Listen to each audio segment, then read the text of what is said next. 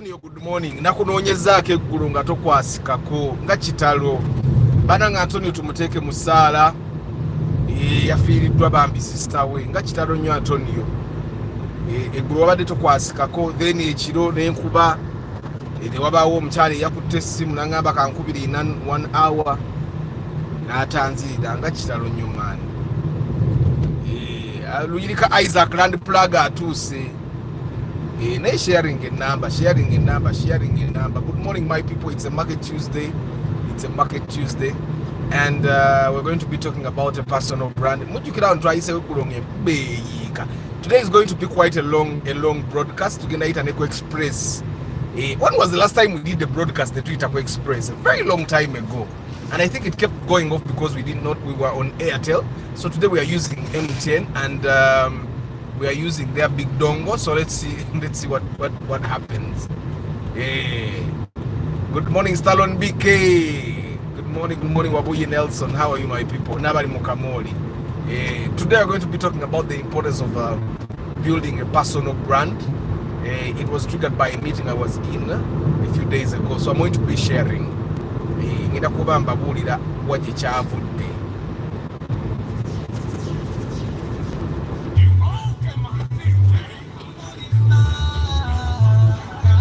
Kigogwa yono eyakutte omuliro finally ndaba ng'ekimoroka kye bajjeewo.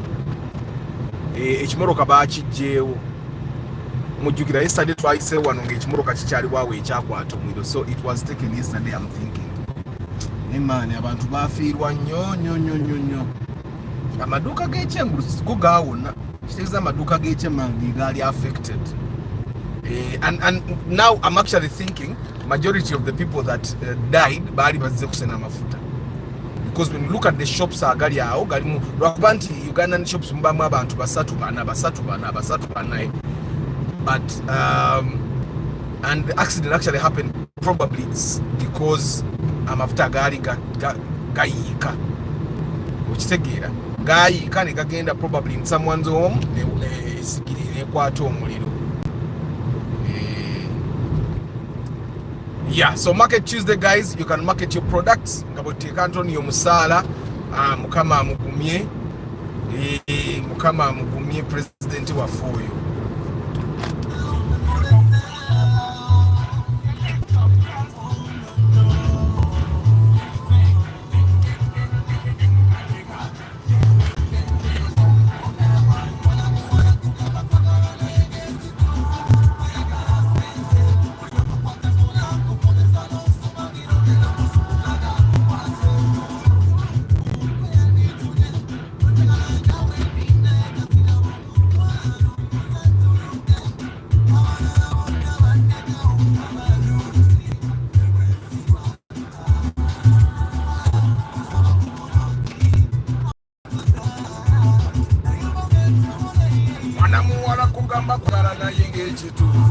Ayagala sente ngeno kusukuka ngakubwase. Ayagala sente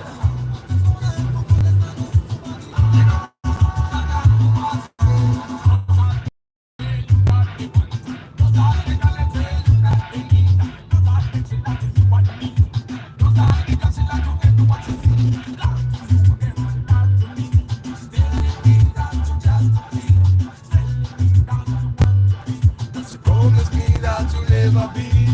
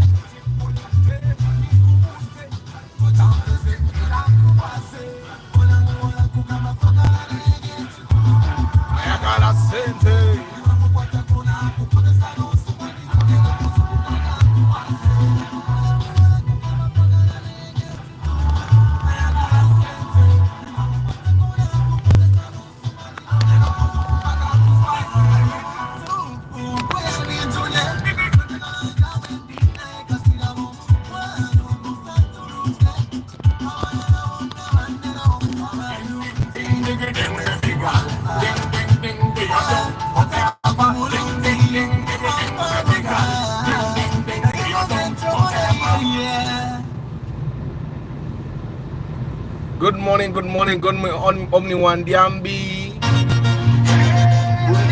Bruno Insingoma, Henry Modern Drinks. Mwasuze mutya, kasubire mwasuze bulungi.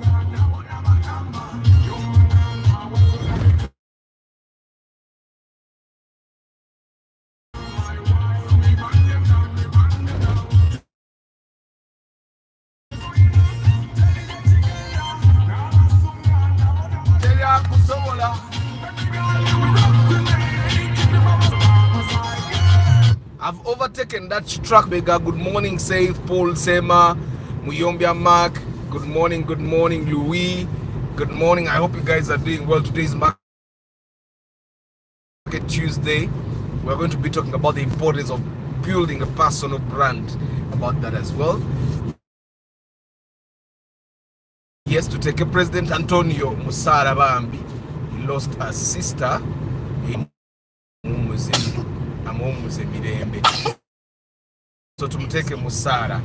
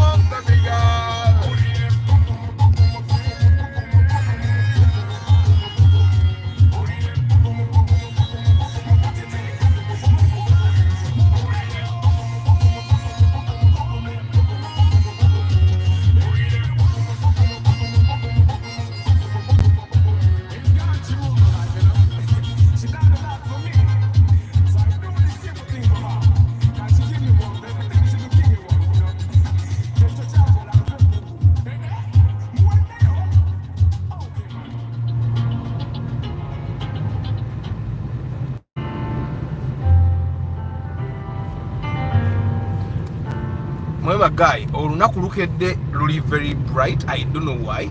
By 6 a.m. it looked like it was 8 a.m. I don't know why it happened like that today. Zigenzo wera sawa emu wenzo roza zili sawa satu. So the day the sun came out very early today morning. I don't know why. Yeah, there's something about these days. Is there someone that is a scientist that can tell you? Isaac Agama, internet is not the best today, but it's not going off on my end.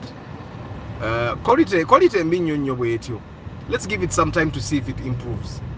Let's give it some time. Let me see chirouter na chitadeo. Let's give it some time. Let's give it some time. Eyinza okutereera mu engeri gye tubadde mu kyalo ndowooza kati kitusemera ekibuga, the internet might get better. Isaac, you share the number. Paul akusabye number one day can number. I told you guys the way to share your number is by writing 0, give it 2 spaces, then write 7, give it 2 spaces. And guys, as you market your businesses, please share your phone numbers as well. Don't forget, YouTube, especially the live broadcast, doesn't work like TikTok. Someone cannot go to your account. So you have to share your phone number at your copy live as we are going on.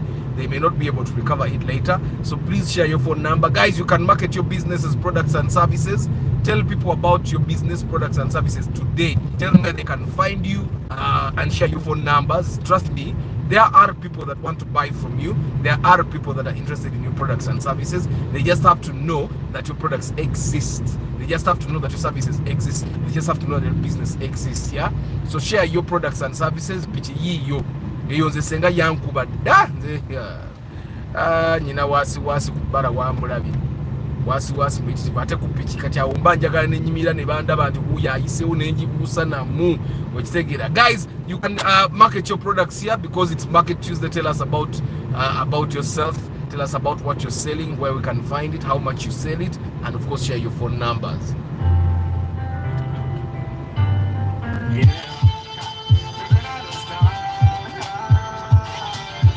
Okay, man. I woke up in a good mood. I don't know why I do. I'm feeling too like I want to hold wood. I make her smile, I make her laugh. I make her wine. Come to me, girl. Dance with me, girl.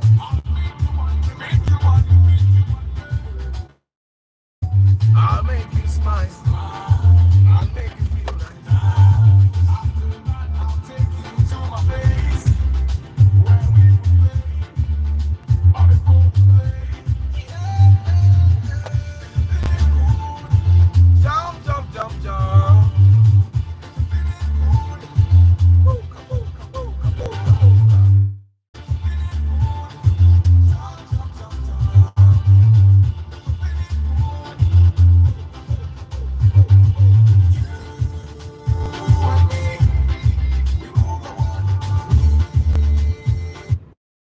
Well, guys, Tuesday is preserved entirely to market our businesses.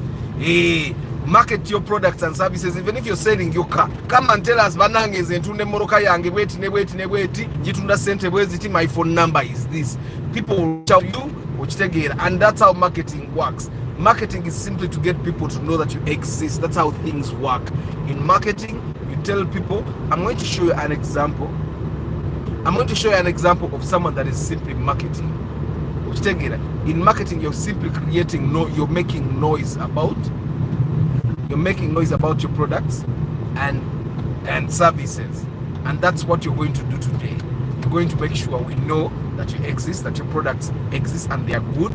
You tell us how good they are, what we benefit from buying if we buy from you, which take it, what the benefits we get if we support you.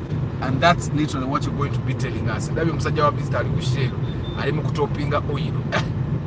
Bannange moroka bwetuuka level eyo ebeetandisa okutandika okumalako emirembe. Ebate nafa nnyo naye beetandisa okumalako emirembe. Sente z'oyonoona mu oil w'okutopinga oyo ziba mpitirivu.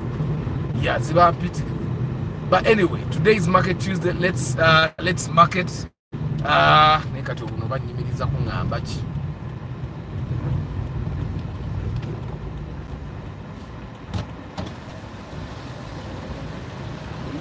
Morning. Fine now.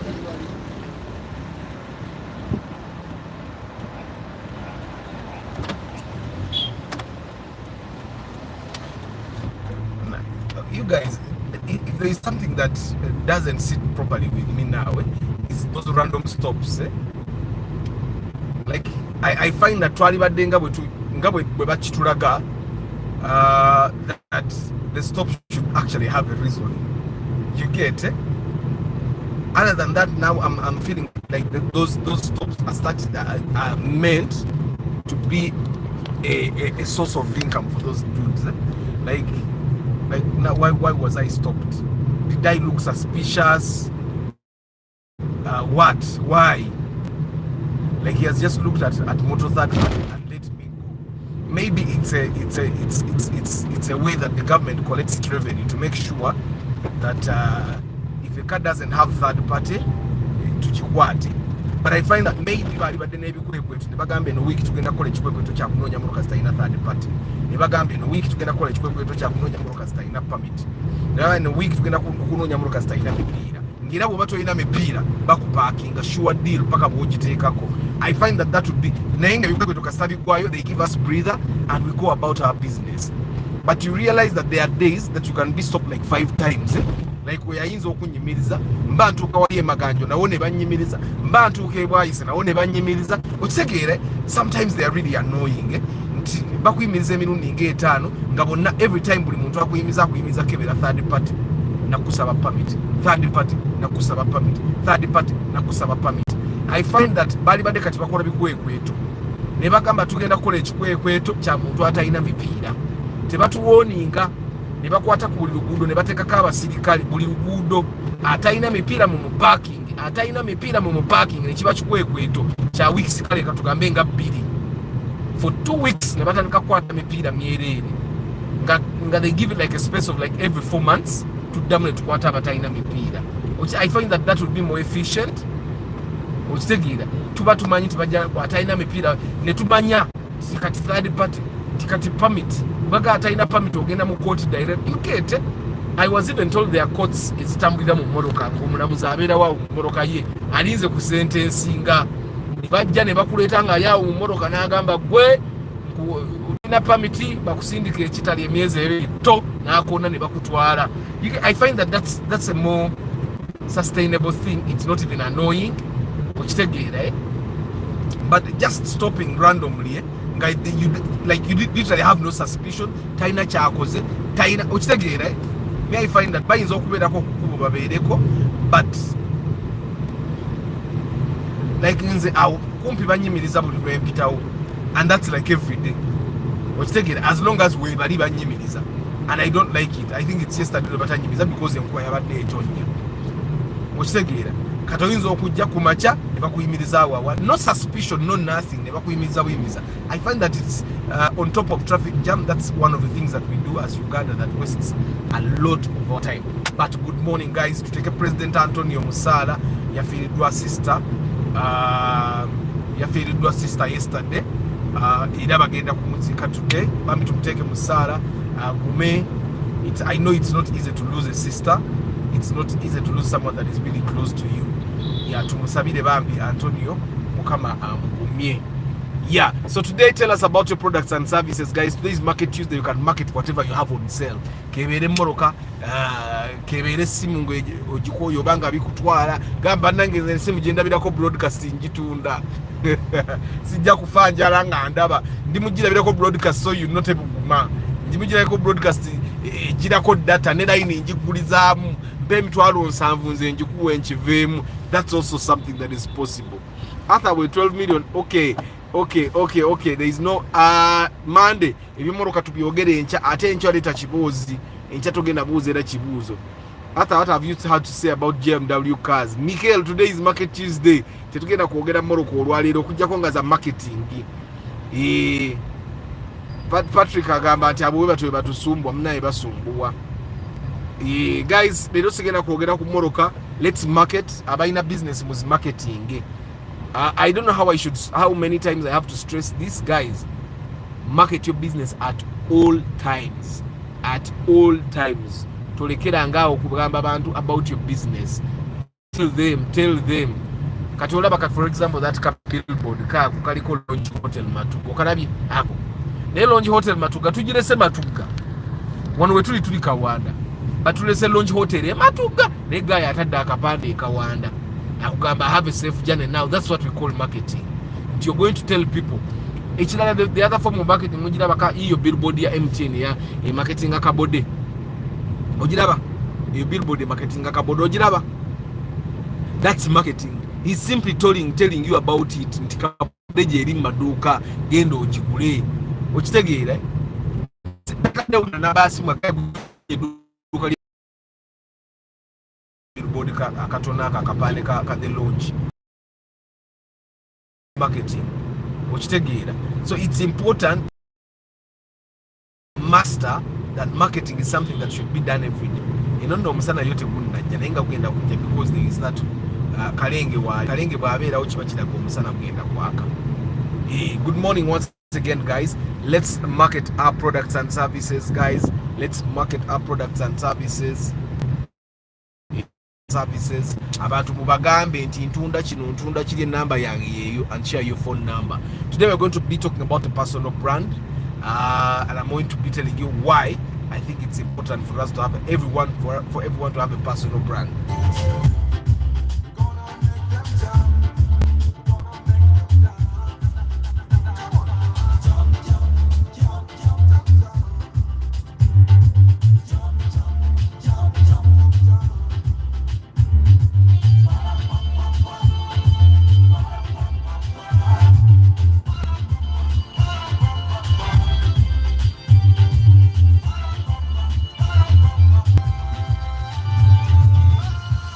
So guys, what is happening is internet thingi chenyina rich bade chiri mu 4G nga ne signal mu red kachingi the 5G ne signal green.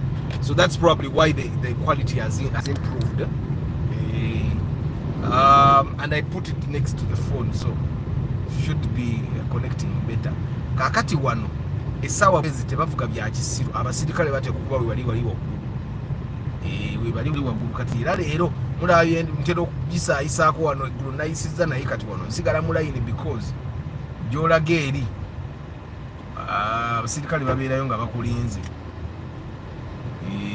bakulinze kati nze saagala kweyita mitawana gyakuyimiriza kati olaba kati ng'ono ono akoze layini ey'okubiri oyo muyimirize because he has done something wrong.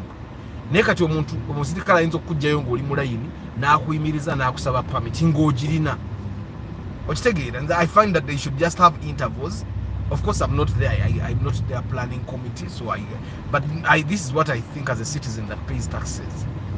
Good morning, Nicholas Sebulime, Steve Nampija Julie, Ronald Muchwa VIP, Munase Mande, Nicholas Gobi, Mwasuze Mutya, Mwasuze Bulungi.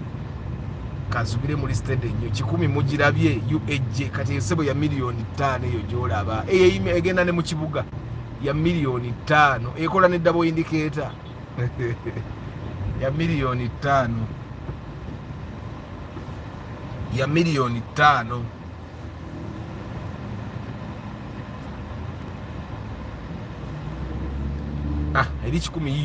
milioni 6 ate imide okusinga eri ina ne spoile mabega ina ne spoile mabega. When did the army start buying luxury cars? Primo is luxury car for the army.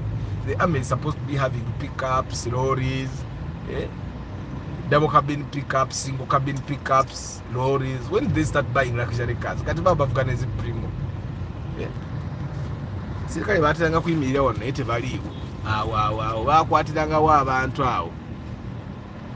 Ronald 10 mpambanye moroke Rwanda. Najivugako there is a time I drove a 10 and I enjoyed it. Ka 10 yako we bought it from Hoima. We bought it I think watu wakagula 3 million. Then we brought it, fixed it up a little bit, invested at like another 600k, and then we sold it at 5.5. I bought it with my mechanic at that time.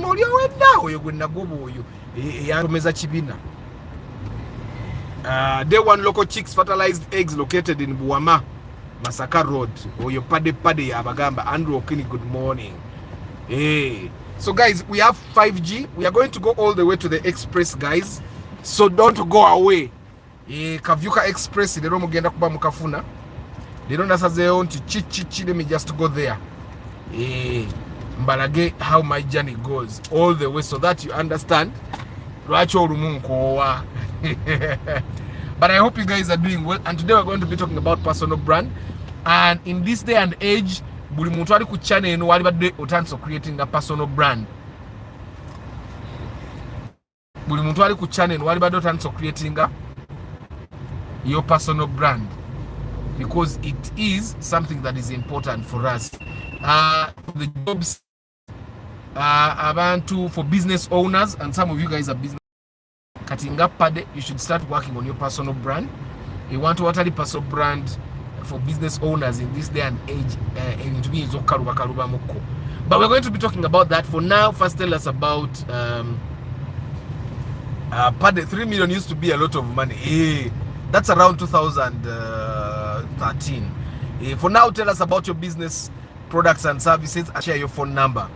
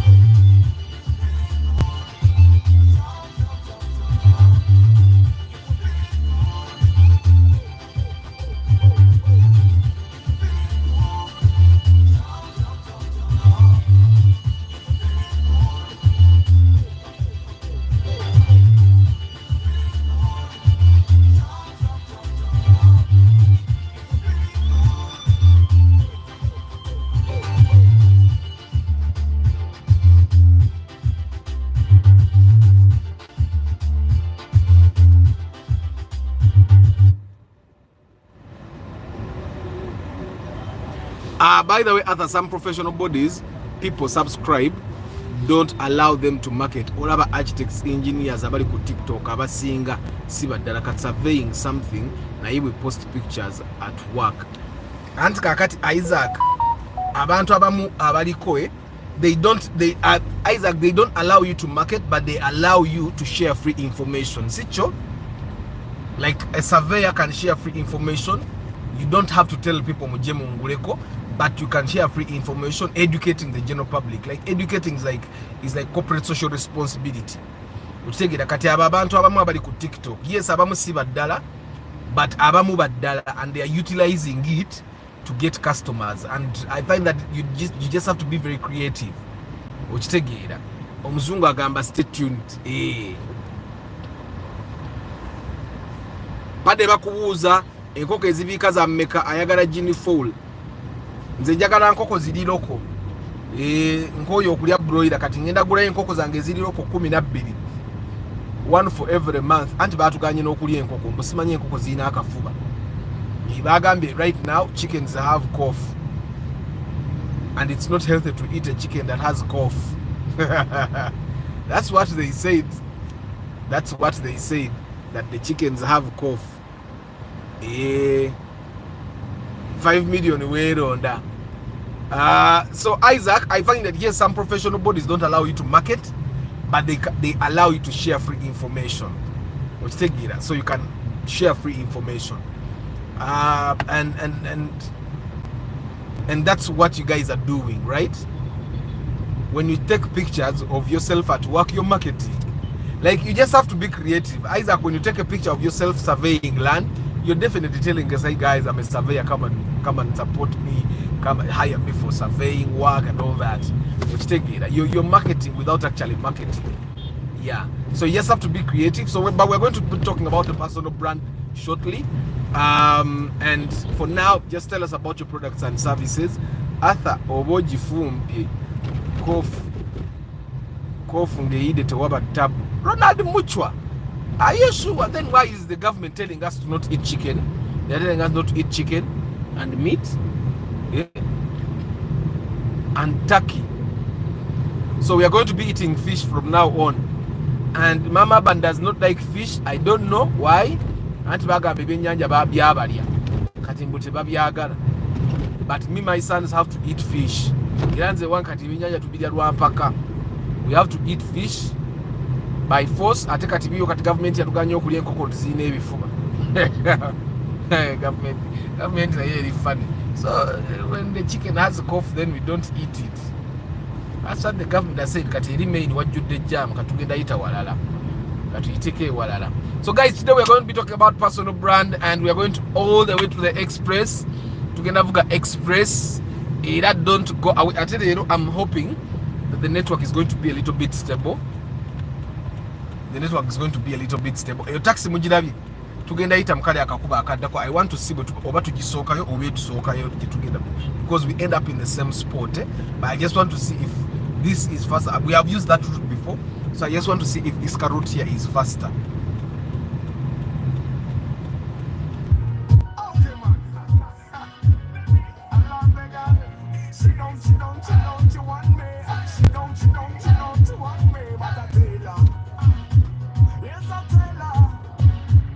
Oyo mumulaba kati waliwo emmoroka eyayiye oyiraawo, oba karankisi yayatise, oba yabadde ayina leakage neegejja, something like that. Waliwo emmoroka eyayiye oyiraawo.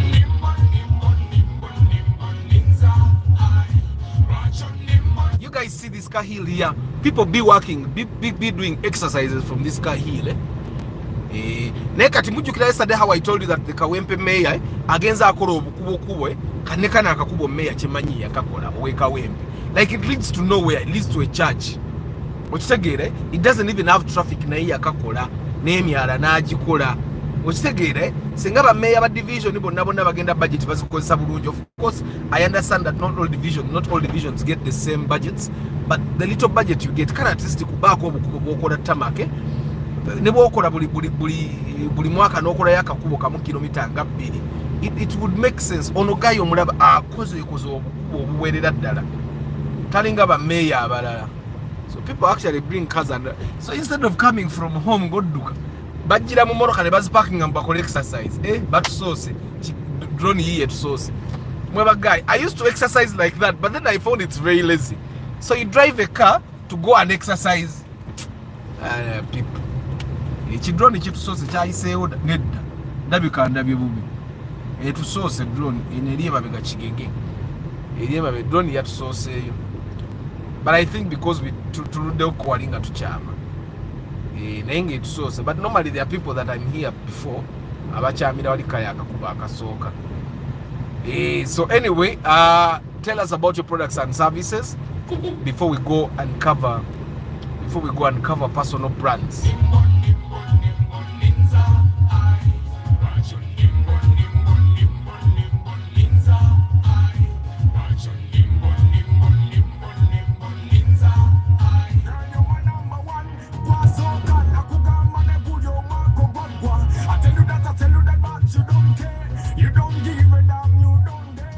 Number one girl, you rule my world, you took my heart, never a part, you make me big, every time I come over, you make me big, but why,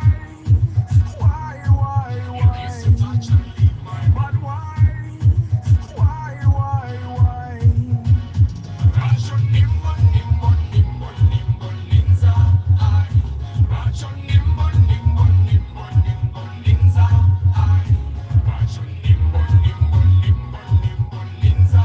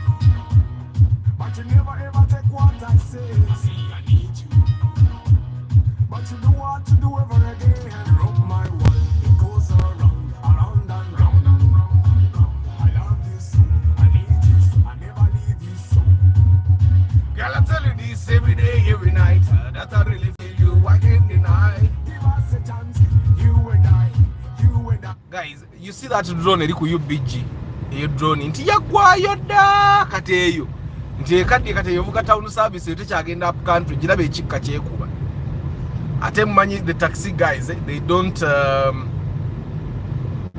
don't repair injectors until the car has stopped working because that problem is the injector problem. I'm studying diesel cars nazo ndi mukuzisoma the diesel ones. Yeah, but good morning guys, it's Market Tuesday. We are going to be talking about personal brands. I think we're trying to northern bypass out to get a topic here so that by the time we get to the express I take at your topic tuba tujigadde nga tunyumirwa bunyumirwa ka view tugenda genda paka ku Ntebe express guys. Don't go away, stay tuned. Wahari abadda akubye drone. Yeah. You and I, give us a chance. You and I, you and I, you and I.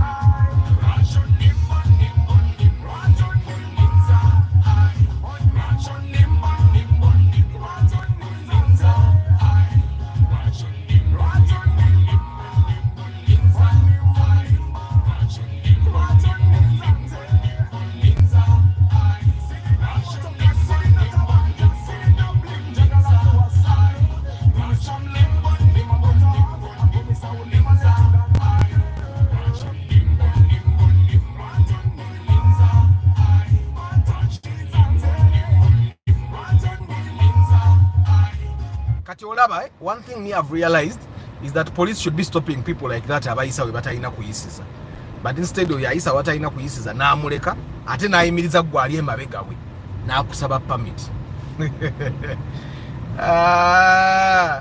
There's a time I sorry ku broadcast the time a guy stopped me nambuza kati nkebere ki nemugamba kebera kyoyagala koye genda dozanga kata muntu wangamba kebera kyoyagala kitegeeza buli kimu checking out. So personal brand guys, remember we have already talked about branding, yeah, and the importance of having a strong brand. We have talked about that here on a Market Tuesday some time ago, and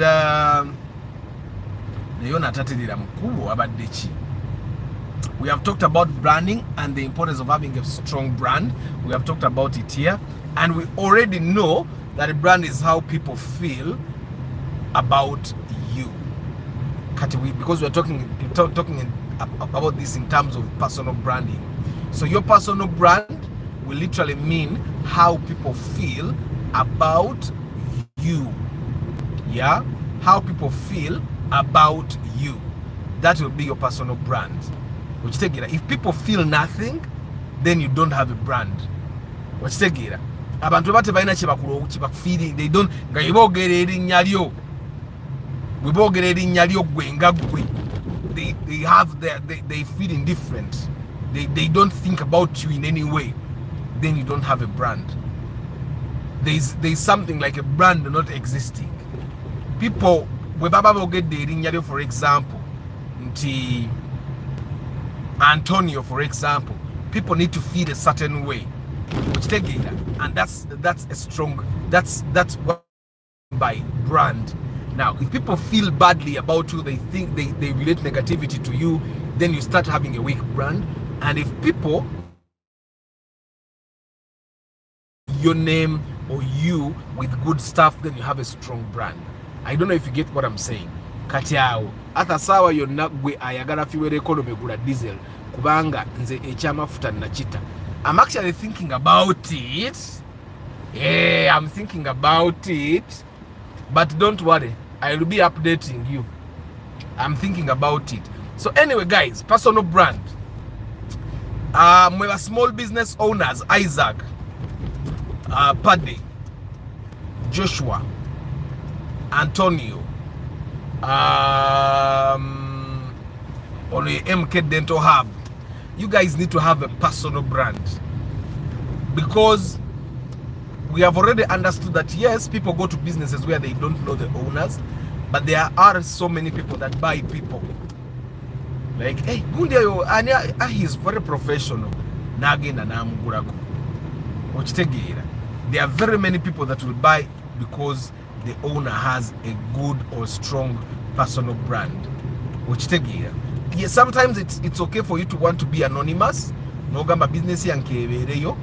naye nga teri amanyi nti nze nannyiniyo, then you need to work a little bit hard to push that business. So you have to create a brand for that business. You push it as much as possible. So ebintu ebimu ku bye tugenda okwogerako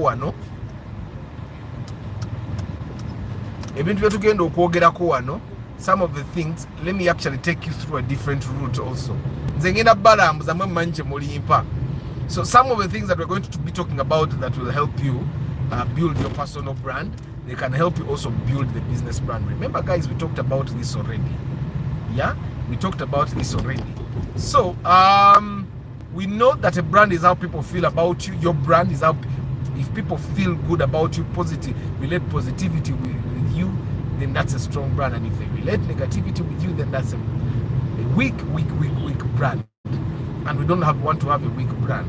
So and we live in an age where it's too easy to build a brand. It's too easy to kill a brand. It's too easy. Now, there were times when brand building was for the people that seemed like they knew everything. Brand building was for people that had access to newspapers, article. Brand building was for people who had a lot of respect in the community. Right now, the brand gets you the respect in the community. And if you don't have a brand, you might be the best in what you do, or you might be the best at what you do. But as long as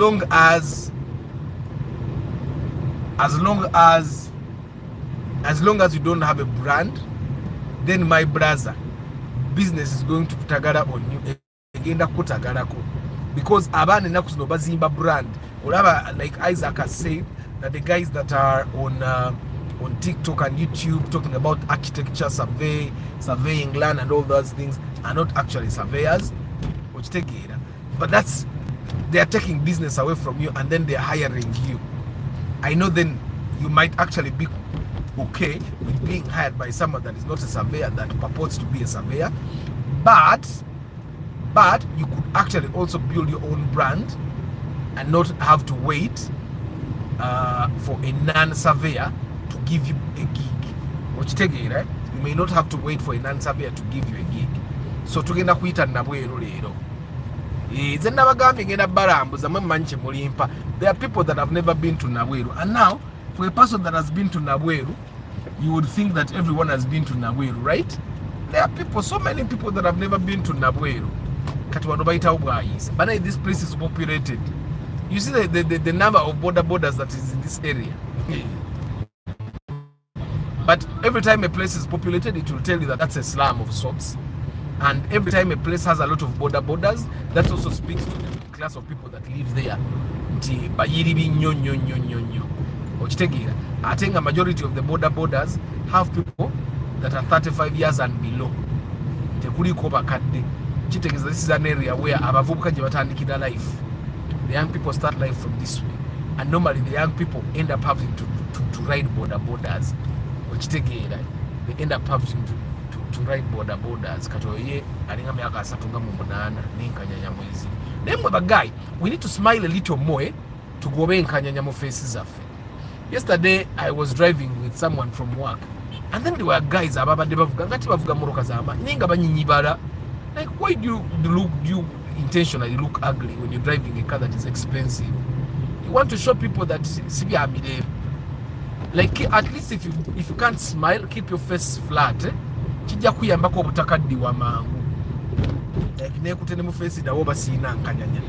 but in the singing I keep my face flat. I tell you, Sony, for the love of God in big cafes. At least because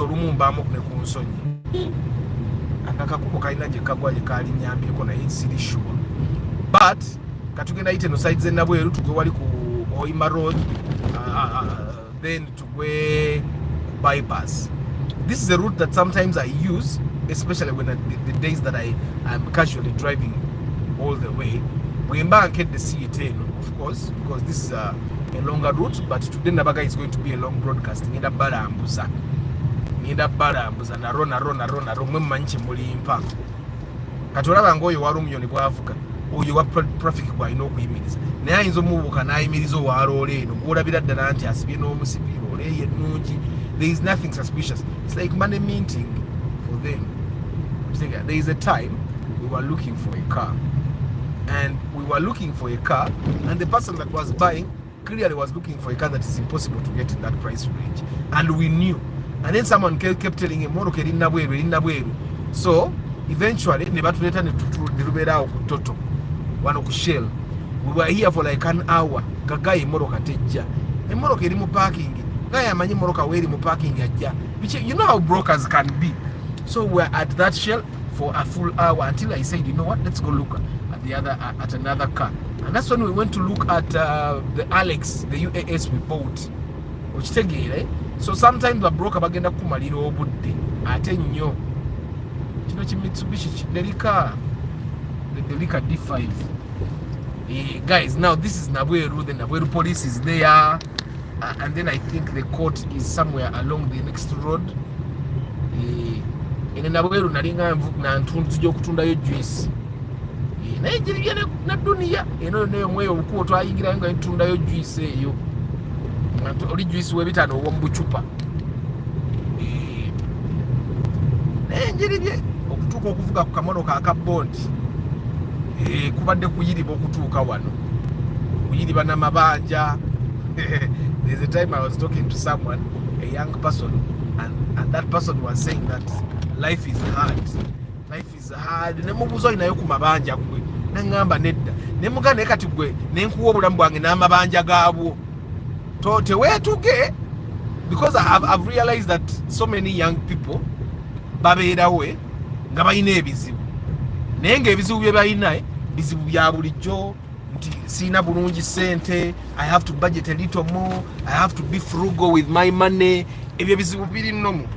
Naye nga bizibu byalina talinamu mabanja. Ne muganda egwe nenkuwa amabanja gennyina teweetuga. Because yes, my life is a little better than yours, but that's because I have debt. And that's the thing that happens with most of the people that seem to be better than us.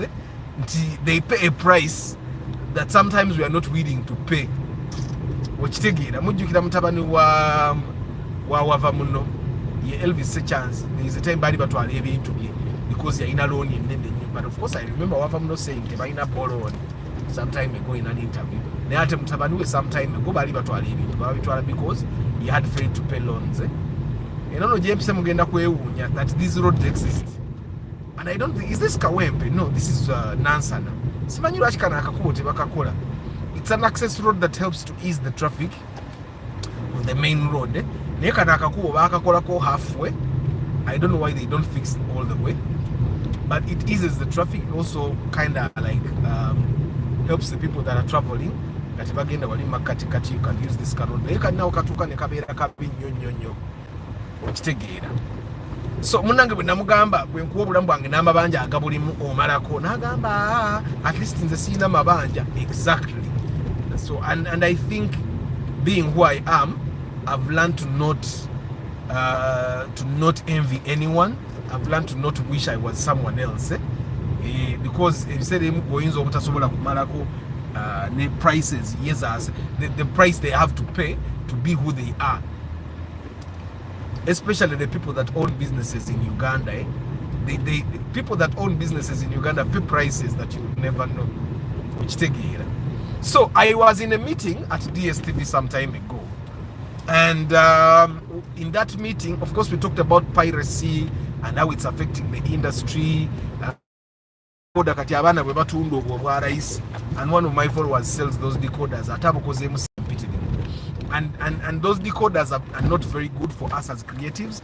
Why am I saying they are not good? It's because of decoder obulaba. Budecoder someone can stream DSTV. Someone can stream DSTV ku budecoder obwo bwennyini kati oba mpitewa. Bulijjo mpitawo. Omanyi onoonya wooyita ne wakubula. Kati this is the road kano ke mbadde mbagamba. It kinda eases traffic. Kino ekinnya kya depeningamu. It kinda eases traffic, but it's not very friendly. You have to know kati olaba oyo wa space anoonya waayita tannalabawo. But some of us, we are commandos.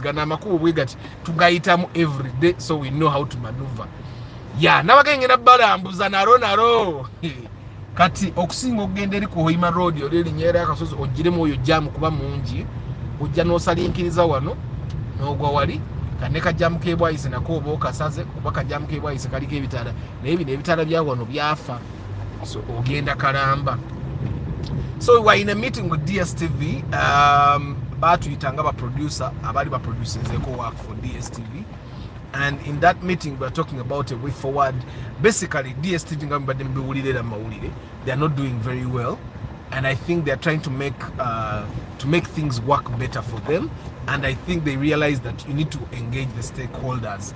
So they continuously call meetings now, Bazita, to share with producers to see what could be done to probably make producers earn a little bit more money, even for DSTV to get more viewers and all that.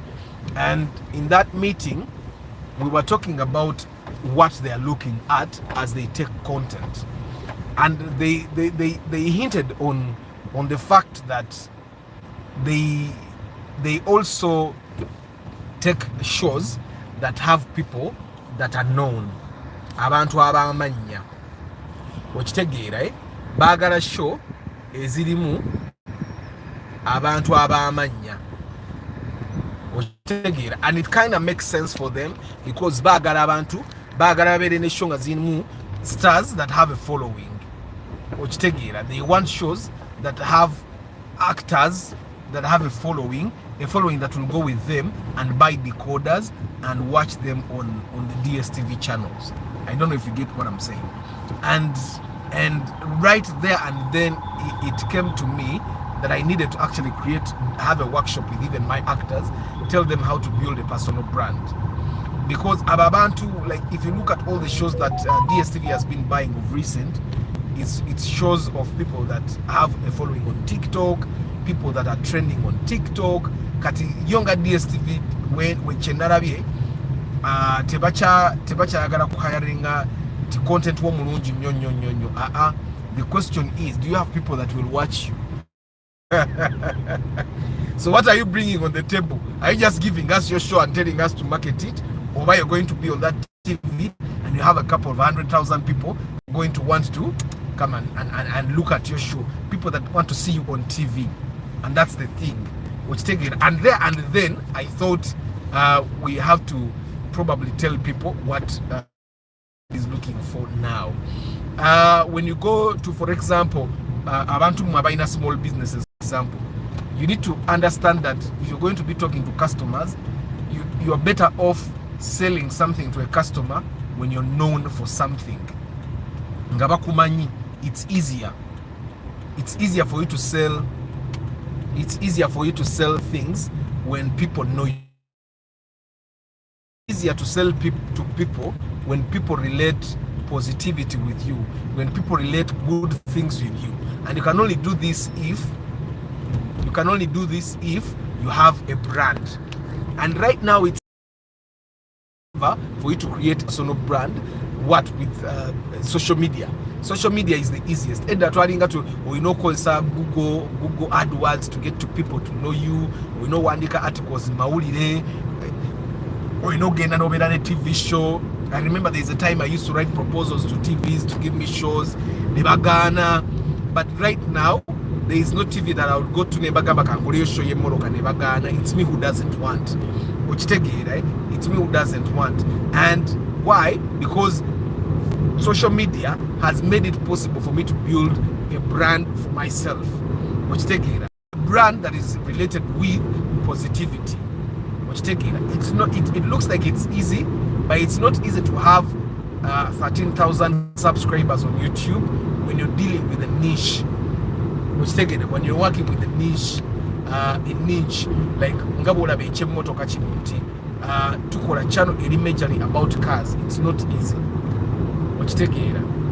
Max, I'm not talking about cars today. Today it's Market Tuesday. You guys are marketing your businesses, and I'm teaching what I know about marketing. And today we're talking about a personal brand. So it's easier, it's much more easier than ever. Isaac, for example, Wenga Surveyor, it would be easier for you. And guys, I would like to remind you that on the northern bypass, the maximum speed limit is maximum speed should be 70 kilometers per hour. Don't ever go beyond the speed limit. So Isaac, when you surveyor, it would be easier for you to sell land, for example, to people if you had a brand, if you were known as the kind of person that continuously educates people about land. You don't have to market to them, just share free information with them. So it will be easier for you to do that. Neka akati nze mvuga maximum speed. Simanyi lwaki omuntu ajjawa audacity enkubira engombe. Nanze already kukubu ni muvuga the maximum speed. That's why I'm in this lane. Eno lane y'abantu abadduka. Katsira banso lwaki omuntu obudduka beyond the speed limit. So nze chokola akati kino nze nkikola because eri lane wabayo ababoda and the safest lane is this one. Kati abo ndabe mulaba bali mu kinaana abo. That's why they overtake and they can go way after us. So anyway, a personal brand is easier to build today. You can open a TikTok account, and I've seen people are scared, by the way. People are scared. I've seen people that are very good at marketing and they have all the content, but they don't share the content because they fear to be judged. Don't fear to be judged. People want generic content that is not forced. People want to see content. People want to see content that has not been over-edited. Katolabanga we tulabe kubo lyo tujanga bwe liri. Tetademu color, tetademu graphics, neddobozi lyali binga bwe liri. Tetademu effects tetukoze eki. That's the content that people want to watch. So as a surveyor, Isaac, I find that it would be easier for you to get people to buy from you if you continuously give them information. You built your brand. Create content, guys. We live in an age where content is king. And of course, I've seen people claiming TikTok ye Uganda abachina bakola algorithm kutusiriwaza bichi bogenda mu TikTok ye China, abana abachina bo baba wa TikTok wa kukanika radio na wasimu kakati. Then you'll be asking yourself, wano mu Uganda, how many people do you know that are on TikTok? Katuyingira Express oyo Busega. That factory there is Mandela Millers. So how many people in Uganda do you know that create videos nga they are fixing phones? How many? Majority of the people we know on TikTok create videos while they are dancing or they are miming songs. Sichecho katugoyagala TikTok ekuwe content atali mu gwanga yo okitegeera. So I've seen people claiming that TikTok ye Uganda is rigged against us, and I find that they don't know how algorithms work. Algorithms, I'm not going to give you content from China that doesn't relate with your country. Munsi yamwe bwe babanga munsi yamwe abantu basinga creating a content wa kuzina kitegeeza naye basise content okuva China bo algorithm noticing anti mu Uganda musinga kwagala content wa kuzina, so they are going to give you content of Chinese dancing. They're not going to give you content of Chinese fixing a TV because women in the content are fixing a TV. So it's upon you guys to start creating content that is educative. If you have noticed yourself, the moment you start watching a certain piece of content, it comes. Nze ku TikTok yange sinaako content wa kuzina taliko abamaiminga ennyimba sirinaako bamaiminga nnyimba nze ku TikTok yange waliyo sino twakangende mweno leni. So kati this is the toll. Sino twakano oba zisasula gumu kitundu. And because I use the Express a lot, so I bought myself this card. Bajita Opesi. So I pay 90,000 for a month. That's 30 days. And this thing has 60 trips. Now I can't use all of them. The number of times that I use the Express. If I don't buy this card, I'll be using about 180,000 shillings, but I bought it 90k.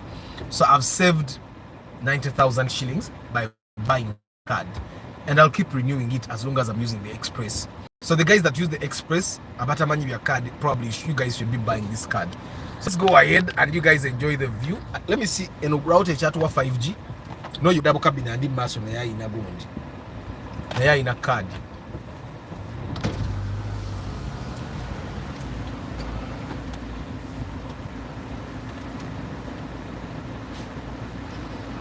Hi.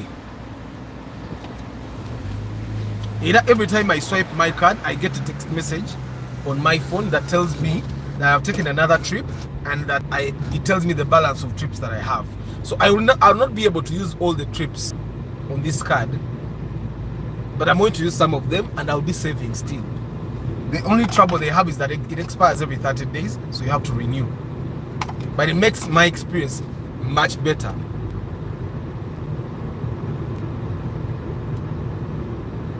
Kali, so kama nyumleka view katono then nyongere content.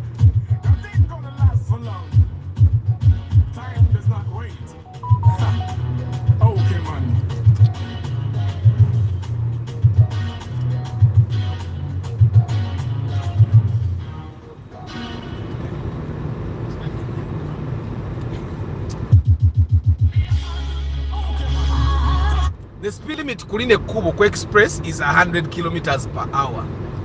And I'm going to be updating you. Now we are doing 70. Tugenda ingira 75. 76. 77. 78. Tuzemu 70. Kananti kasozi.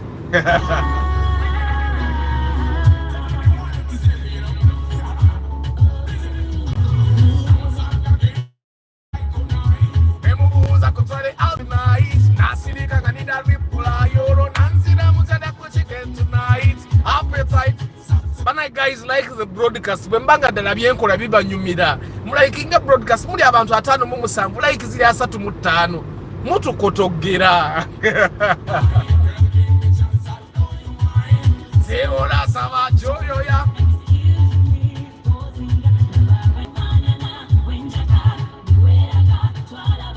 mulaba olugendo nga bwetuluvuga belt bwelubeera olugendo lwange every day olugendo lwange lubeera bweruti, and it's nice. I like it. It's tiresome sometimes, but it's a good. I only wish I could have you guys on the broadcast as I go through the express every day. It would be a very nice experience. But normally, wanako express ziba saa 12 nga na ise odda. Ebisede ebisinga tuli mu kinana. Naboyo omwana Subaru agivuga ko linnya. Kafe katumweyisize. Ali mu kuvuga 65.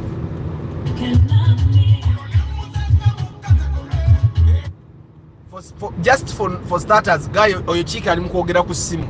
That's why she's slow. Guys, don't be calling people while you're driving on the express. Mujja kufa. Ali mukwogera ku simu, and I've seen so many people on this express bavuga na yenge simu eri kutu. Navuga nga ali mukusoma messages. It's a very bad thing. This is a very busy road.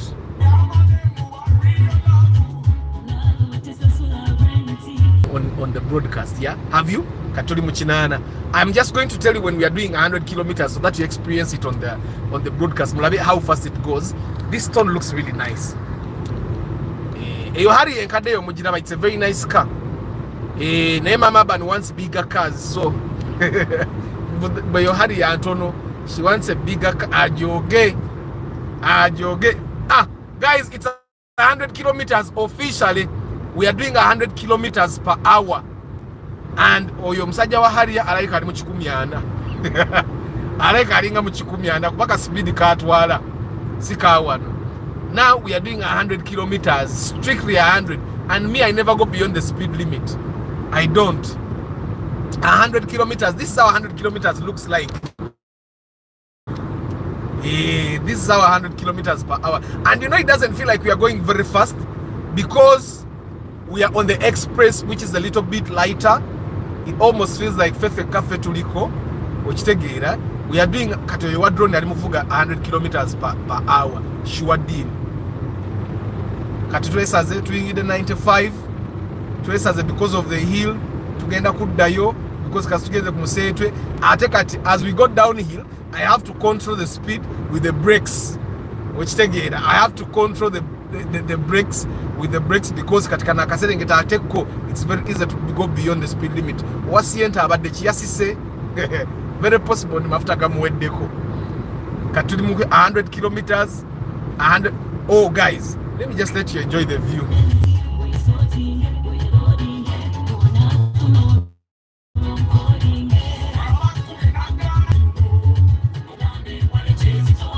Abiri uya tuyitako 12 agenze 12 omulundi gumu 12 emirundi ebiri 12 uya agenze 12 agenze 12 uya ali mu 12 sure deal 12 agenze mulaba this is very short kandi ngenda vira ko katani kaka jansi katuli muvuga kyenda toyisaze speed tuzeyo mu 10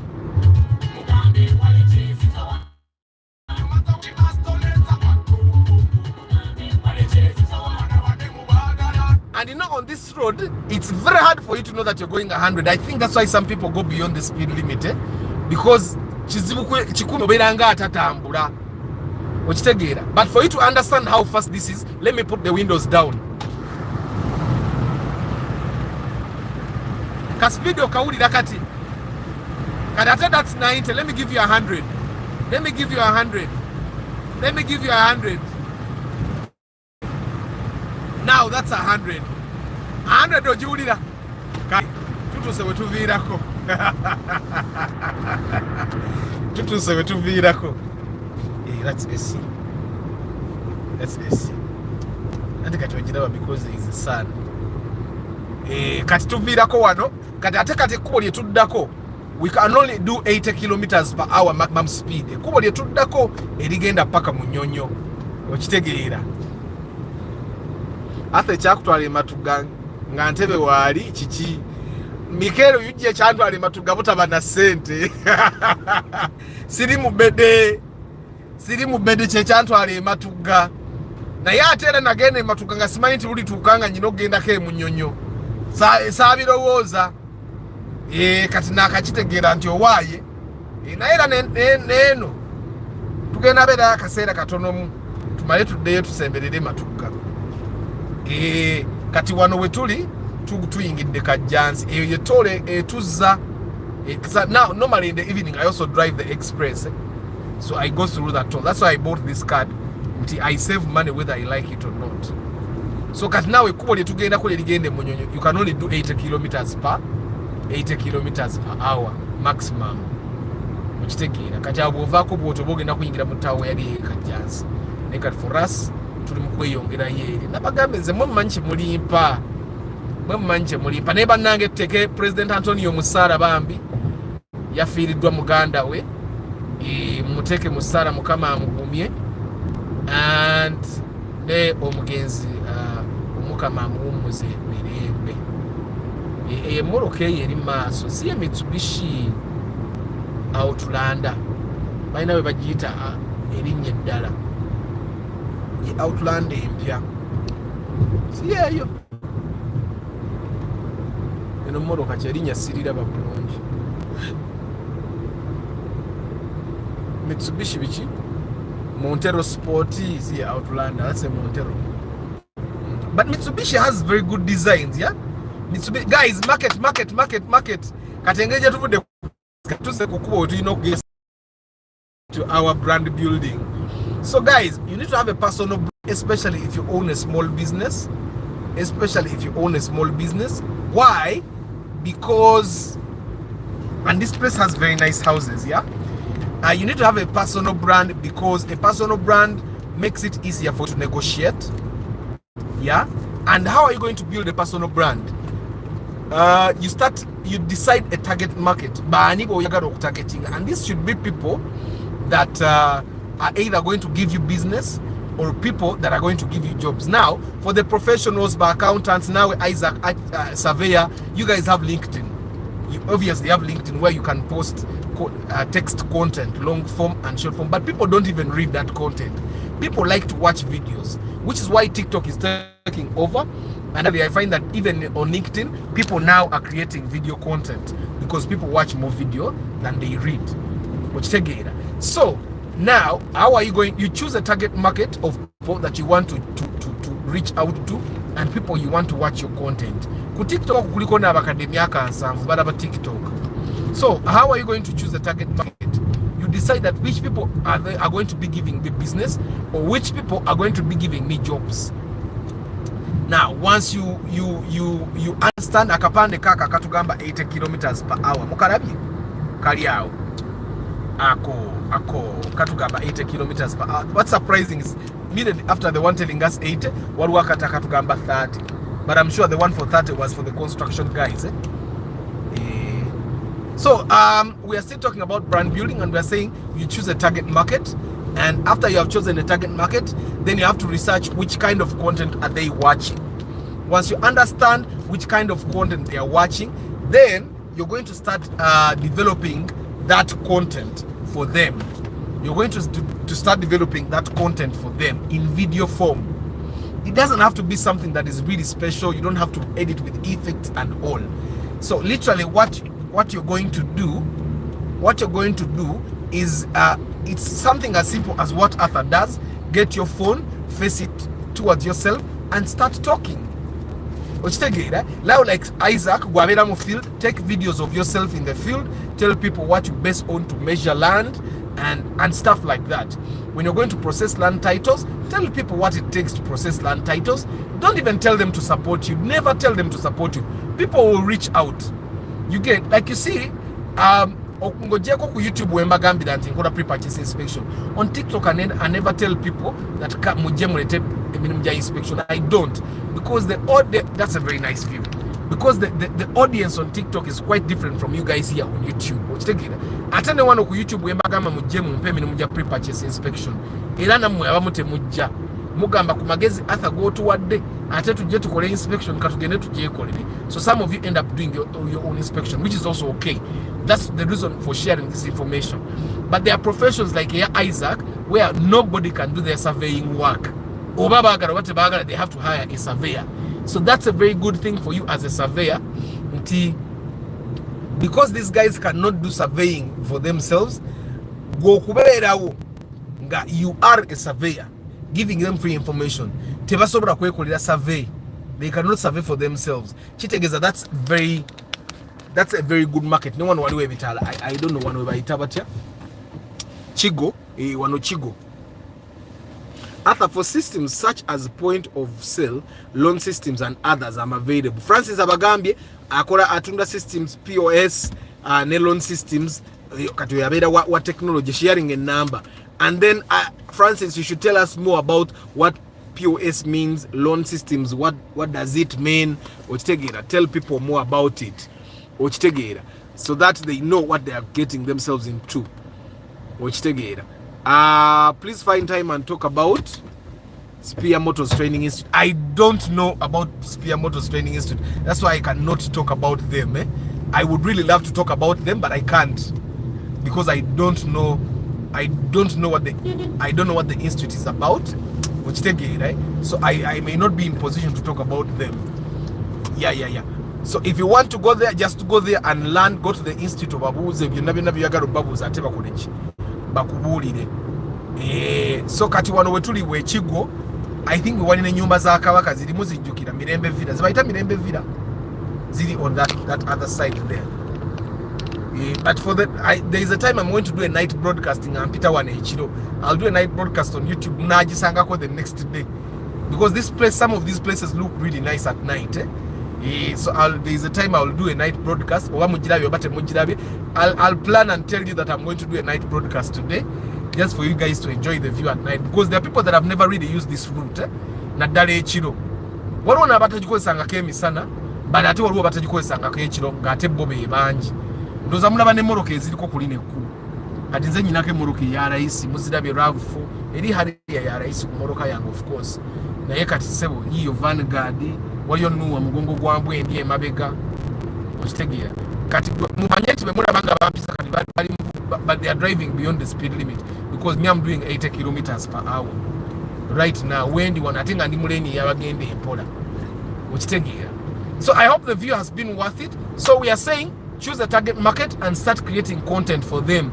Create content that they want, but also create content that enables you get customers, that enables you get jobs. There are people abafuna emirimu nga tebagifuna because they are very qualified, naye nga bagifuna because they say the right things at the right time on the right channels. Of course, you have to choose the channels where your customers are. And from my understanding, fenna wano wetuli, our customers are on TikTok. Jebali wano tewali muntu asobola kuŋŋamba nti gwe bakasitoma abo ku TikTok tebaliiyo. Toliiwo, gwe vaayo ŋŋambe nti Arthur nze ku TikTok teri kasitoma wange. Tell me, who are you? Banaabalamuzi balinayo babundi. Ministries have their target market. Have people on TikTok. That's a very nice view, guys, right? Very nice. Boda on the right, obogenda Busabala. Boda on the left, oboda Kampala.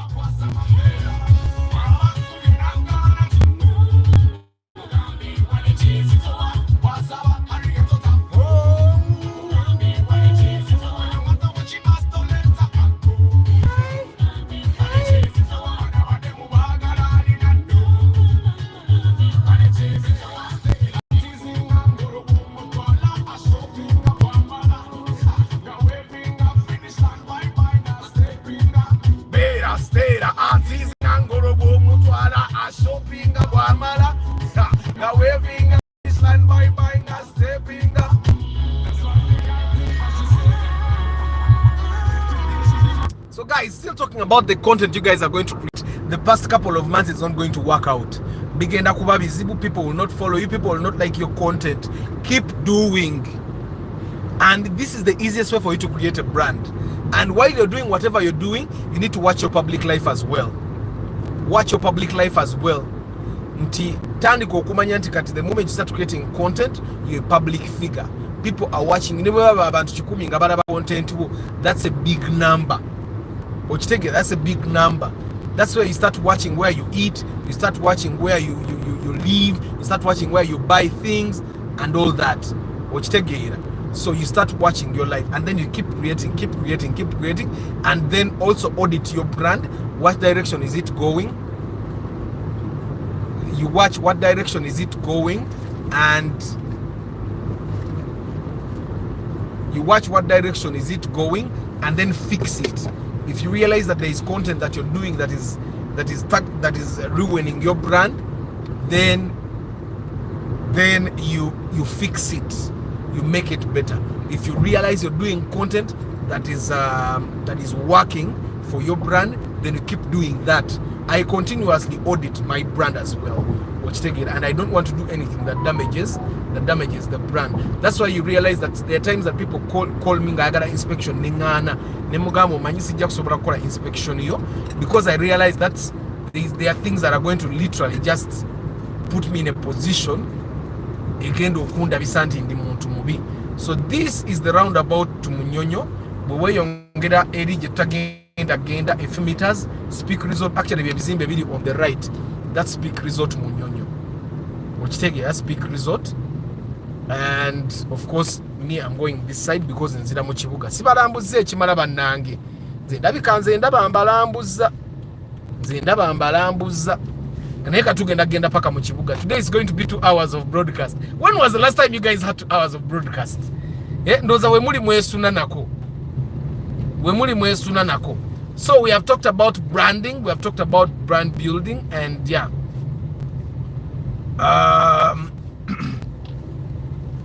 we have talked about branding, we have talked about brand building, and of course it impacts you. Ogenda kubofuna, there is a building that I want you guys. It looks really I want you guys to look at it. Ekikomera chicho kiriko obuntu jabusa nange kukikomera kyange bwe batuleeta misota obuntu kwa green bulabika bulungi ku kikomera, and of course those green things omuli obulanda they protect your kikomera nti enkuba tekikuba directly, enkuba ekuba obuntu, but olina okuba nga kisamu cement because ate era nabo bwennyini bu retaining amazzi. I have to study them a bit more. But of course kati abantu abasinga ebikomera babiteekako amayinja, naye amayinja ago tegateekeka ku bikomera ago ga bbeeyi. I think that's why abantu abamu amayinja bagasuggest ku entrance okitegeera. And of course these days abantu bakola ebikomera bizimbisa 9 to avoid plastering, nti bw'ozimba ne 9 plaster obomuwe. But of course now you can do plaster n'osiiga ne weather guard, then obulina obusaako weather guard already aba protecting ekisenge ekyo bulungi, bwe bamusigako bulungi ne batalekaaleka gaps ziyingiza stage kazimbe kaka akabbulu mukalengera, it looks nice, tebannakayingira ekyo kyemulaba. That's like a building, blue and white, that's a building. It looks like we are in somewhere in Sao Paulo in Brazil, we are at the beach.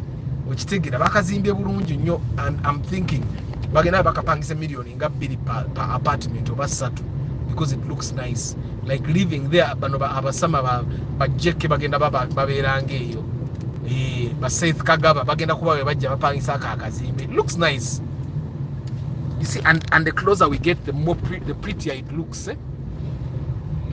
I don't know if that's the color they are going to maintain, kuba ate ndaba eri waggulu ebintu ebimu bya red and stuff like that, but the blue makes it looks nice. Not so you guys should agree with me. If you don't agree with me, or just join mutima mu bito yagaliza kazimbe kabannammwe kanabise bulungi. Yeah, so anyway, I think I've shared all I needed to share about you creating a personal brand. It has a lot of benefits. Fe ku DSTV batugambye baagala shonga zirimu ku bantu abamanya, show yo weba teri mu bantu bamanya kizibu kya kuyitawo okitegeera. So it's like yo show ne webeera mbi nga si nnungi nnyo, gweteeka mu wamanya ejja kuyita because egenda bane viewership, because they are constantly also looking for viewers. They are constantly also looking for viewers. Tebalina kirala kye baagala banaagula decoder okitegeera. So bw'oteekayo show nga terina manya, and me nze ne ba actor bange I'm going to actually do a workshop with them, and egenda beera ku Platos Institute. We are going to push it for some time. Tugenda gikola mu December as we are ending the year, so that people start building their brands in 2025. And I find that it's important that everyone fought in building their personal brand. In building their personal brand, so that banange mukimanyi nti nesimu eno ebugumye abayi esimu ebugumye naye kanyongeremu ku cold one. Let me increase the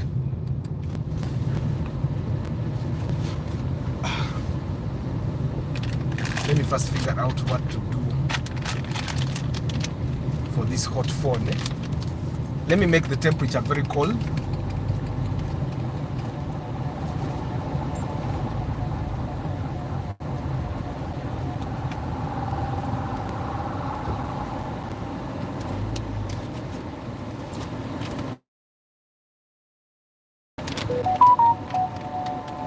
Oyalabika Prime Minister yatuyitako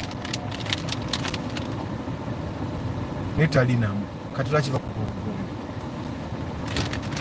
So let me park somewhere and sort this phone. Eyagala okubuguma, eyagala tulemesa broadcast. Let me first park somewhere. Marokola kusimu ene eyagala okubuguma. First off, let me do this as I find parking.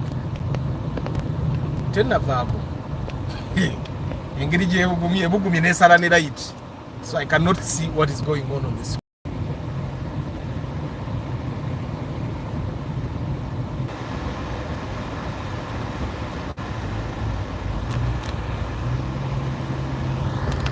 Abai muchaliyo anti simu egenze nebuguma nengamba kyekigenda mu maaso, but me I'm back katika tutwale paka mu town. I think today is like the longest broadcast we've had In the past 6 months, we have been having broadcasts of 30 minutes, 40 minutes, 55 minutes. But then you know, that's the thing with Samsungs. If anyone can recommend, I want to buy Google Pixel, by the way, guys. Google Pixel. He lives in me today. We are not talking about cars. Pablo Henry is asking, can someone have 2 niches while making content, or I'll be lost? The thing with you, I think if you want to have 2 niches, then your idea should not be the idea of having niches. Then your idea should be getting just a target market. Because the fact that you want to have 2 niches means you're targeting people that have two interests, right? So now you just look at the target market. No gamba, I want people that are Mercedes-Benz Kajambia. Yiyo. Kanjigoberere no jigoberera. Kajambia. Iteko kwa na ya carburetor yo jolaba. It's carburetor, but me, I would not drive that thing. I'm not interested. Of course, it looks like it's nice for the museum. Nayenga ate yeri ku UAN kitegeza sinkadde nnyo. Iteko kwa ya carburetor. But there's a possibility that bagitekamu 111.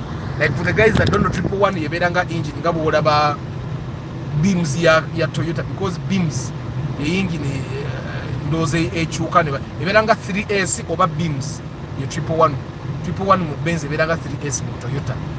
The beams, but those are the engines that are constantly changed from one car to another. Hey, Mikel, they sell apartments, eh? That's nice. I think if I had money, I would want to buy an apartment from that place. But it looks nice, eh?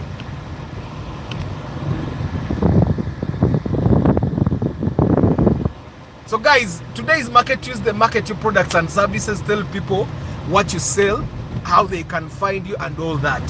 Hey, let's market. Let's market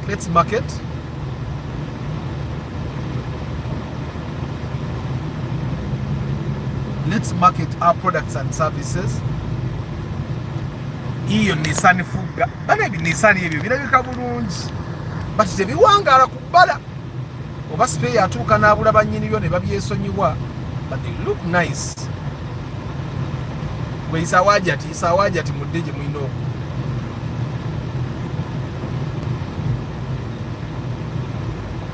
And I've seen something that is quite dangerous for us guys, eh? The people abatuula ku border, the people that ride bicycles, and the border guys themselves, eh? Batambula nga balina earphones matu, abamu balina the headphones ebibuka matu, because headphones and earphones are different. The headphones go over your head. So I've seen people that have those things nga ali ku picha avuga baba muvuga ku picha. It's a very dangerous thing guys, eh? Why is it dangerous? Oba towulira ngombe, you cannot hear the traffic that is coming towards you, and that's dangerous. Chovolaba ndoze bisere yumba abantu babatomera. Tawulira agenda owulira nga bamutomedde. Okitegeera. So whenever you can avoid it, please don't take anga earphone in matunga ovuga. Impossible take mu kwebuzabuza ne tutekako music. It's important that you are able to hear what's going on in your environment as you drive. Even the loud music in cars is not recommended. It's not safe. So back to our brand building. Yes, Pablo, you can have 2 niches. Nekata obato you get a niche, oba ogenda kubo in a target market. Ogenda kubo ogenza mu target market. Like for the love of cars started as a niche channel, but do you realize that now it has a target market? The target market is you people that love cars but also love self-development. So in a way, we share 2 types of content here.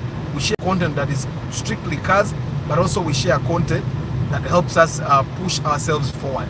Tweyigirako, right? So you realize that this is no longer a niche channel. This is a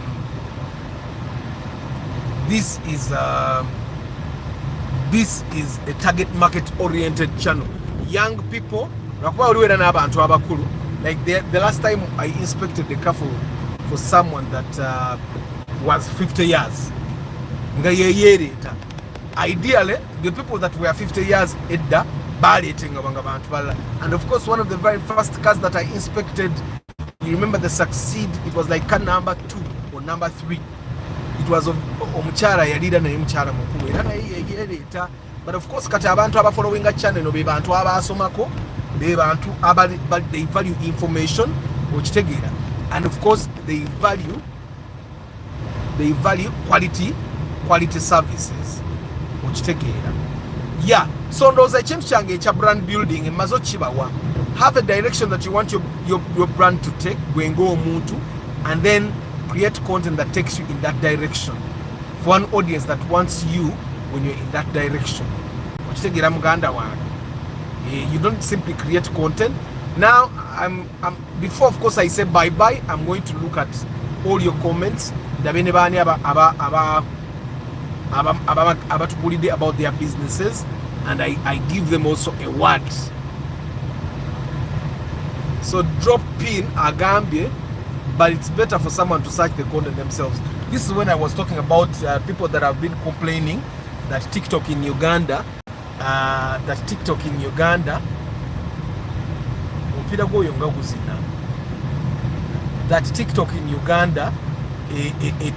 algorithm ya fembi yagala bana Uganda bavubuka baleme ku developinga nti bawa bantu bazina byabuseegu.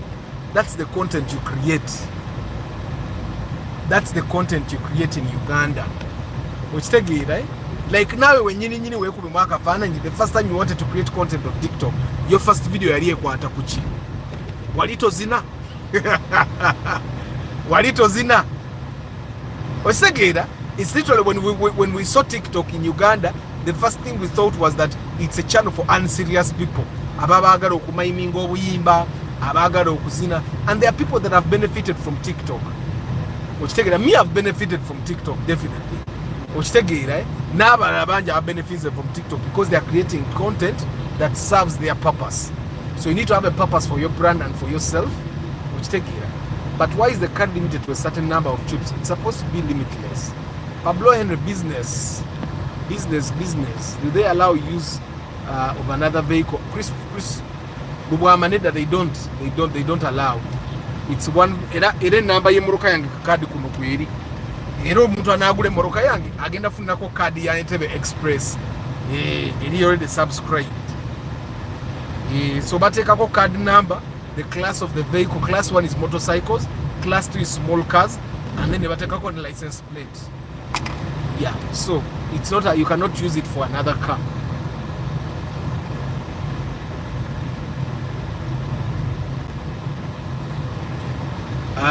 Kazoba Agambe, I tried pushing my space to 200 kilometers per hour on Bombo Road. Now, yeah, it picks up slowly after that. 100 kilometers. 100 kilometers in Nanyam. Obagwata jirinya bulungi kana akaboroka kapikinga. But of course, Entebbe Express is smooth and wide. I think I've gone 140 kilometers per hour on Bombo Road on Guru Highway. Nalimba nakasongola ulikuwa goroko fao dunji, and I went 140, and that's like the highest speed I've gone in a car. Which take it at Baba Gambe systems. Rama ogenze kusoma. Sorry, they don't broadcast about them pambu muyitao.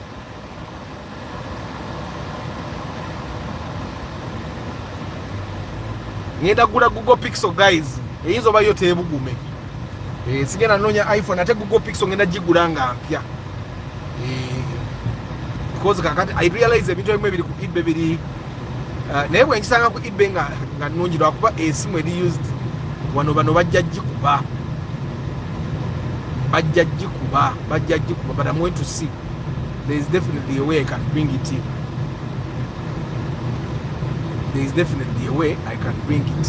Pixel 7 Pro or 8 Pro, Kali. Guys, the rest again is Lifestyle Wednesday. Tomorrow is going to be Lifestyle. Echa tugenda ku date ku Bombo Road. Leruka tu wankaba wadde ndozo bate ku lokuna ambaze eno. Kati.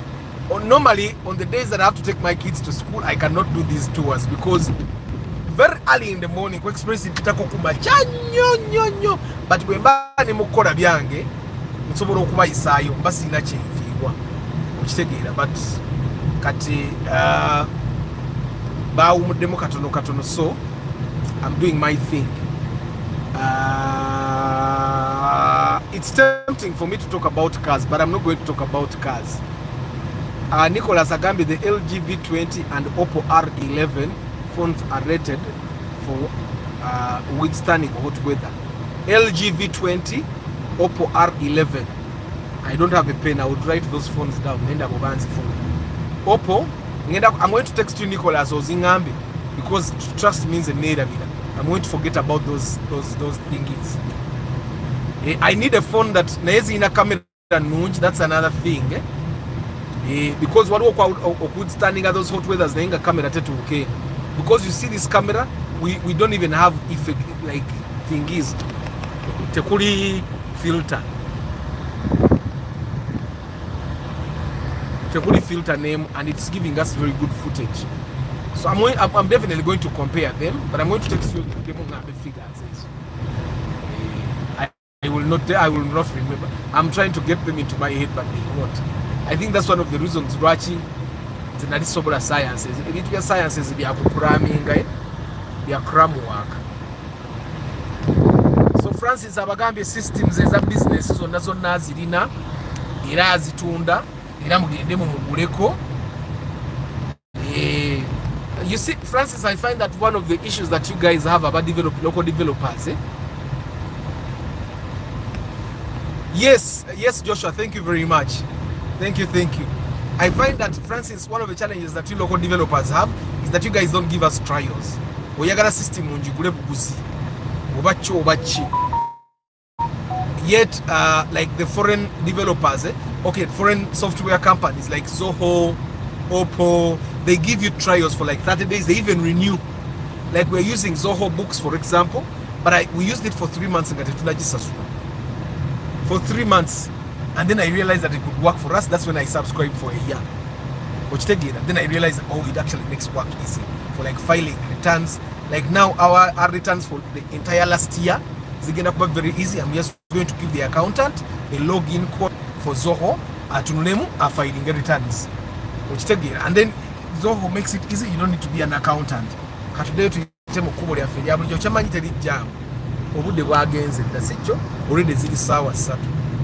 Yeah, guys, so we are going to do a session, Plato's Institute, on brand building and its benefits, and it will be a one-day workshop.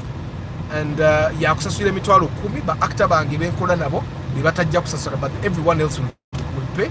We are going to publicize that workshop as well, so everyone can be. Ora abasajja ababoda bwabavuga pitch nga kuliko omwana ayina engeri gyavuga nga teyeeguya. And guys, I find that we have a very bad habit as Ugandans. But tutula ku boda ababoda ensobi ze bakola tetuziraba, tulaba w'emmoloka yali mubi at all times. Owaboda ne bwaba avuga ebyekisiru tuba tulaba nti oli ow'emmoloka yalina empisa embi. It's a very bad thing. And then you guys, the other thing, I've talked about it multiple times, the thing of when a man is traveling with his woman on a boda, and then the man makes a woman sit behind, the man sits in the middle. I don't get it. If you don't want your woman's boobs to like scratch the boda guy's back, hire another boda for your woman. But other than that, you're supposed to be the protector. So you're supposed to be the person who sits behind and the woman sits in the middle. Ezekiel, no. Mbade mpita wao buyisi. Yeah. So Joshua ka screenshot campaign.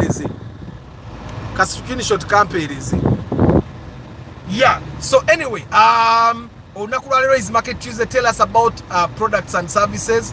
Traffic baba no. Baswamye.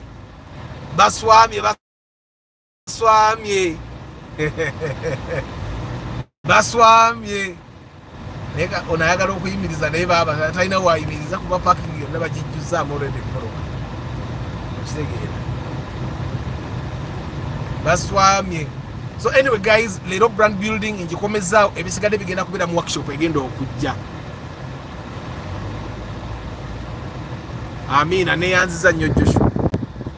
So guys, market your businesses, market your products and services, market your products and services, market your products and services, market your products and services, market your products and services, market your products and services. Never take a chance to market for granted.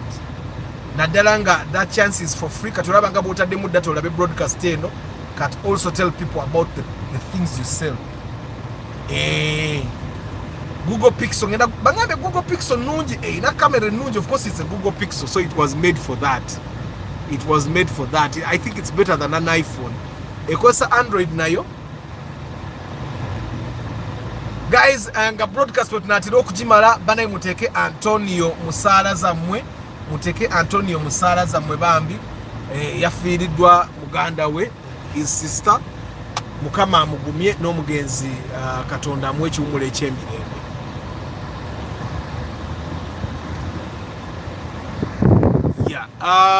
Guys, banange muzikize eno sigenda kusoma manya. Why? Bwe nsoma ka manya agendo session eyokubiri ngenda kuba ninga yonona mulwansonga abantu bangi babadde ku broadcast yasobadde bangi okitegeera. Like now this broadcast waliwo Steve, waliwo Nico, Pade, abamu babadde banange mwe bali kubeera ku broadcast mwena. I don't take it for granted.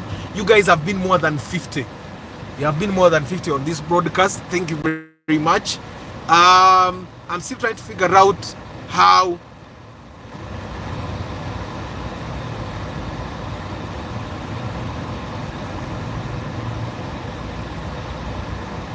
I'm still trying to figure out how you guys that watch this broadcast later on the phone can see the comments, yeah?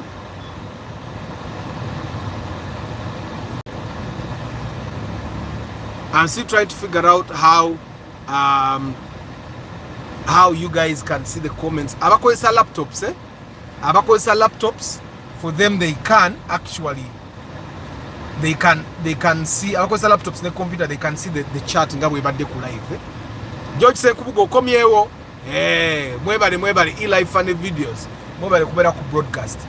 So you guys start creating content for your brands, because that's Kakendeze SC. I had increased the SC because the phone had overheated, and yeah. Nenga mwebale kubera ku broadcast kavyuko kalungi. Network yetukoledde ebadde 5G all the way. Tutwabadde eri ematuga webadde mu 4G mokka. Naye kati simanyi oba kusaawa ya Queen teri jam mungi. Olaba wano wakutte wati.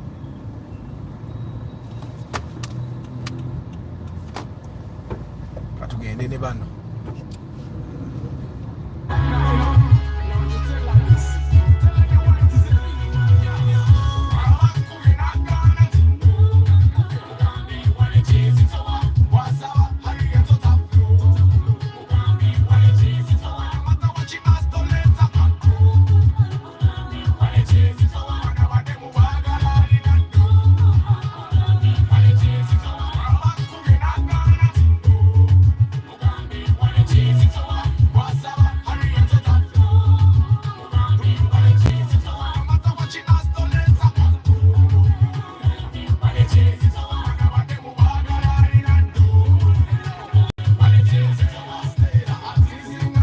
Abaye nkavuze abana bakavuga nange rero nkavuze. nkavuze atechi nkavuze nesino turakate zo zisiba yiye badejja. Na ye nkavuze kati manya mpisizaye muroka nga 15 nkavuze ate oba bakavuga tebabakwatako. Nkavuze mukarabye akantu ako buhampu bwawo buleta jamu bannange. I find that abantu abasala abeddwaliro bali badde baterawo ka flyover, so that traffic moves naturally. Kuba kati weewunyi awo kawukawe waleta jamu waawo oyinza n'okulowooza kusawa ya kwifunyo ate nga bambi olumu waba watambula. Naye wana abantu bakozeewo obulungi, singa basigala bayonjaawe wajja kuba walungi. Kati awo balisimbyewo n'omuti omuwanvu ennyo for aeration, kibuga kibeere green ngera bwe tukisuubira okubeera nti kirina okubeera okitegeera. So guys, Pade yabagambye atunde enkoko. Pade, what share is the number? But guys, every time you type stuff, you tell us about your business, ekigege mugiraba mbwa ebwayo ya million nga 3 muzizo. Every time you share your business, please share your phone number. You can also share your email address by writing like ngabo no wandika email kati yange eri kisarthur@yahoo.com, KISARTHUR or you take out brackets no wandika @, yahoo ne dot no kola brackets no teka makagambo dot okitegeera com. That way it's not flagged. Kati number yesimu ogisharinga by writing either figures, not figures, letters like zero nga chigambo 0ZERO 00 like that. Okitegeera 7 oba train yejja ojuwidde ngombe edda batugamba nga mbu train ina magnet nti bwowaliriza noyita ku ngali mu kkubo lyayo ngejja magnet yesike. That's not what it is. First, but trains in other countries are like it can come before you are done. But pya toyinza butajigula naye ate kati enirabika ya 0 mileage yajija mu motoka ya direct jikuba ya NTV. It's a 0 mileage Nissan X-Trail kati ina warranty. Nti bakuwa warranty ya kilomita 10,000 for those 100,000 kilometers. What happens nti moroka bebagikanika buli kyenefa batukiriza ovuga one way. Nze ate nyinza obutavuga one way, nze nekkiriza oba afande yanzikiriza nze nga ntwala one way.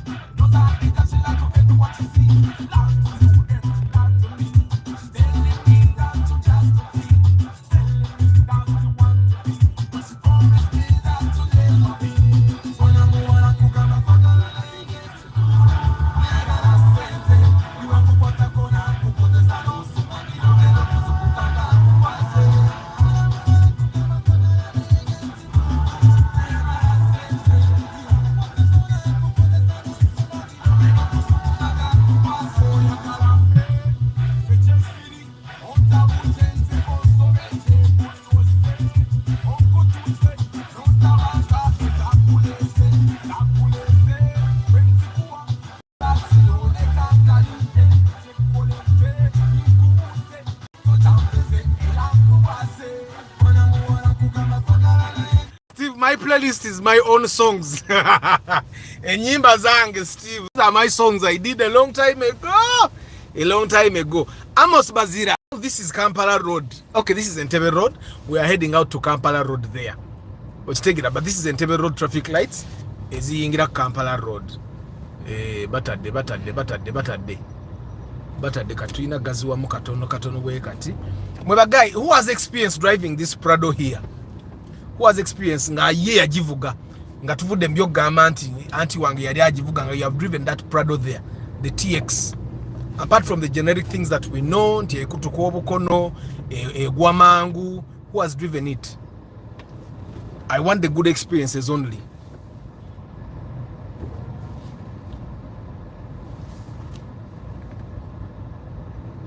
I want only the good experiences. Kale tugaziwe. Go wapa solindako. Tugaziwe. Kale, let me concentrate.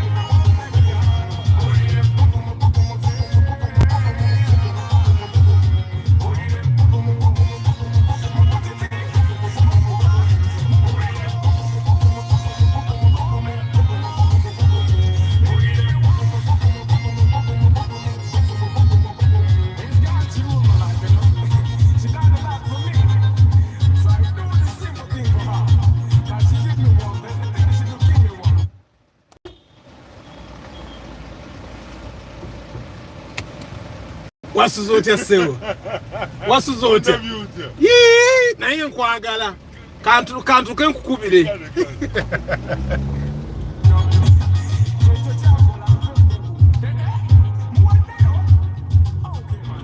Kale guys, we have come to the end.